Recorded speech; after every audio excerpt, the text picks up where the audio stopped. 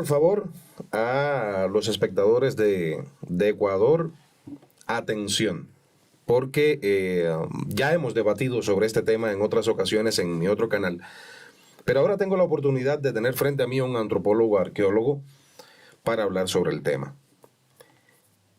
El reino de Quito, el vilipendiado reino de Quito, ¿existió o no existió? Es decir, es una pregunta interesante y que sí necesita ser dicha y expresada sin pelos en la lengua, ¿no? O sea, yo seguramente lo que voy a decir a alguna gente no le va a parecer, pero esta es mi opinión y me voy a basar en información que tenemos. Es que tú y yo pensamos igual, nosotros no decimos lo que quiere la gente escuchar, Chévere. sino lo que... Lo que hasta ahora la evidencia nos permite, ¿no es Exactamente. cierto? Porque puede ser que mañana alguien hace el descubrimiento que nos lleva a pensar de que un reino, una civilización, como la presentó el padre Juan de Velasco, sí existió. Hasta el momento, la evidencia arqueológica nos lleva a pensar de que no, de que esa es básicamente más una construcción, una narrativa, no sé si hasta cierto punto una idea de cómo debería o cómo se vería. A ver, cosa uno.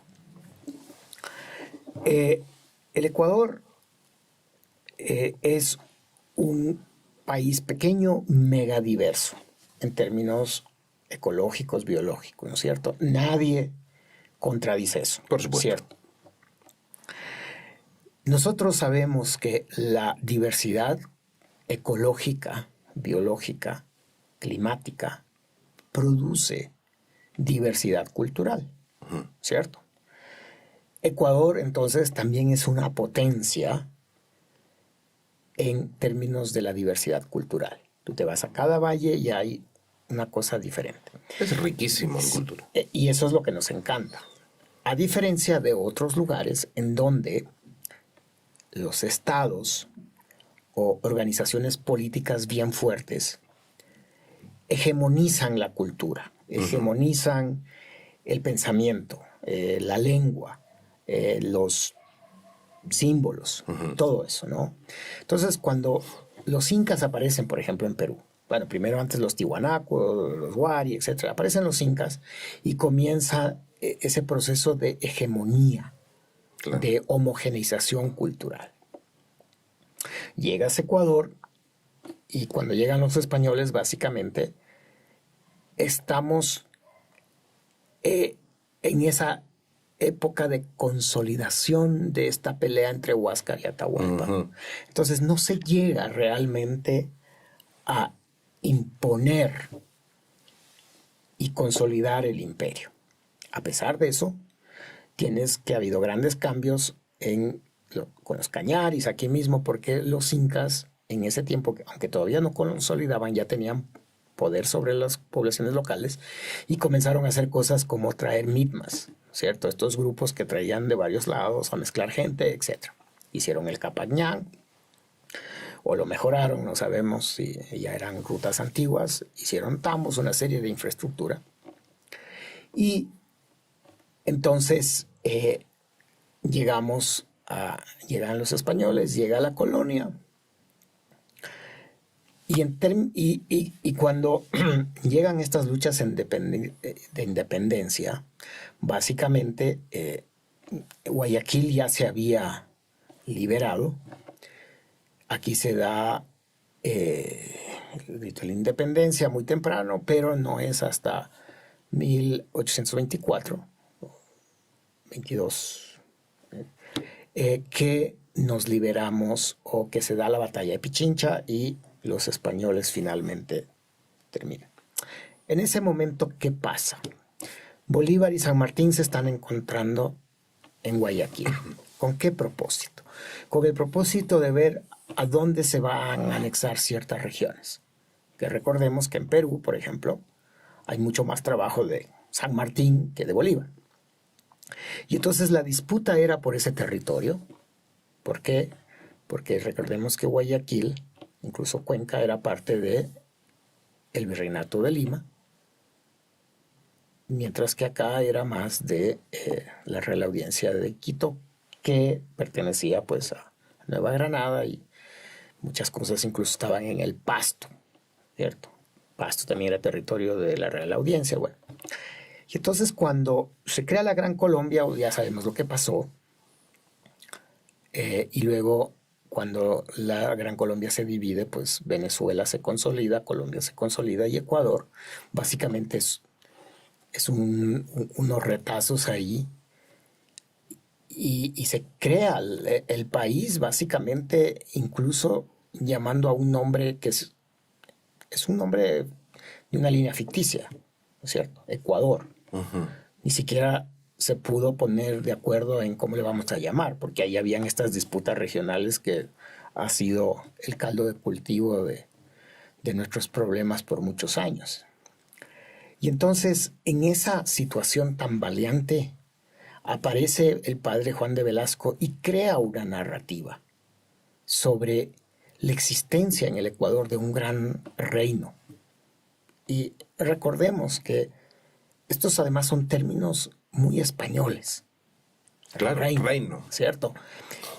Al Tahuantinsuyo le llaman el reino de los incas. ¿No es cierto? Y comienzan también a crear todas estas ideas de que hay reyes. Al Inca se le llamaba rey. El Zapa Inca es rey, las princesas, todo eso. La nobleza. Exacto, que es un discurso desde España sobre lo que está pasando acá.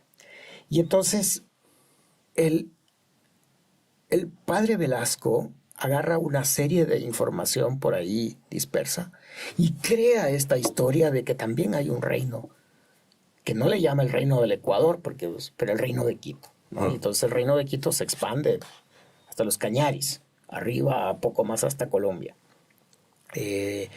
Y entonces identifica unos grupos como los Shiris, y luego hay un señor que es Anel Oliva, creo que es, que escribe sobre el mito de los Caras.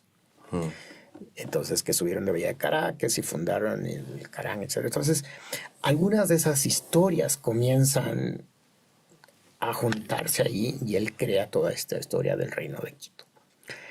Con princesas, con príncipes, y básicamente, bueno, hay una serie de historias como las princesas de Quito casándose con Atahualpa y con Coinacapa, y de ahí viene toda una cosa de si Atahualpa era digno de ser inca, y si es bueno y el Huáscar es malo. O sea, una cantidad de cosas que se crearon en la historia nacional, que viene justamente de eso, del reino de Quito. Ahora, ¿qué dice la evidencia?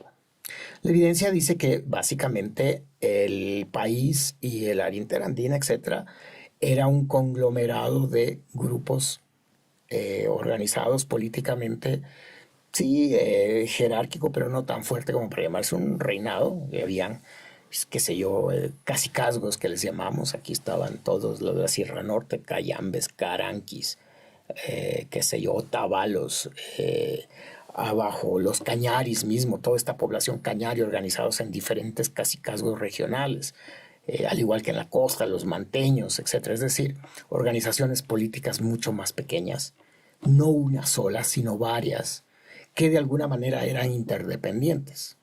Entonces, mientras que en el Perú a un grupo de un valle le tocaba ir y pelearse con el otro para obtener recursos, aquí tú podías ir en un día de caminata y a tener acceso a ríos navegables.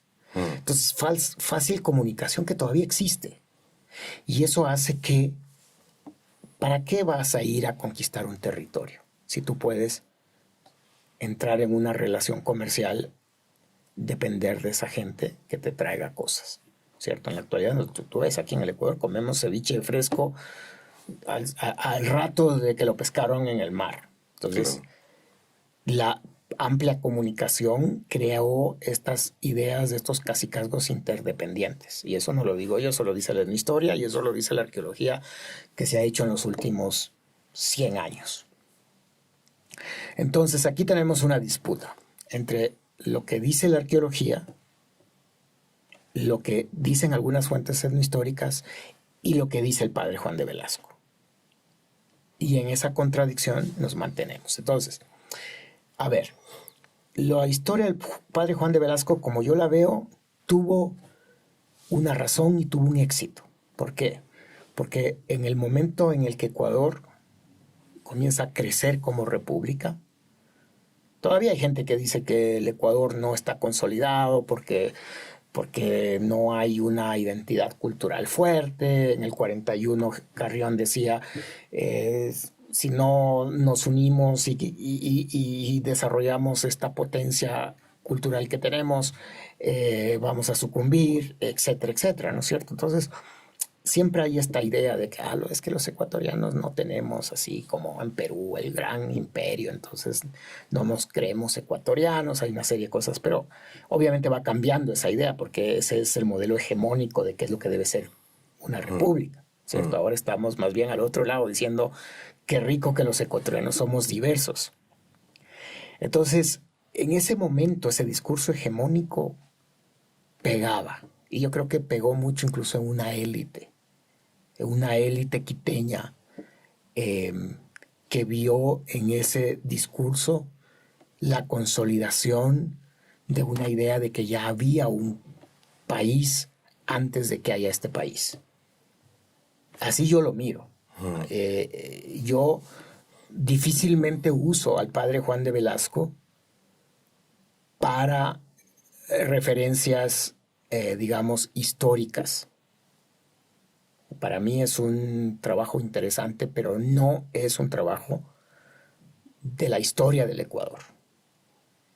No tiene, o sea, sus datos no concuerdan.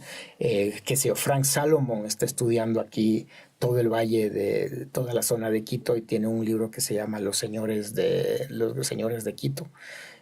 Su tesis doctoral que se llamaba The Lords of Quito y ahora creo que lo volvió a incluso imprimir el IPM, el IMP, el Instituto Metropolitano de Patrimonio.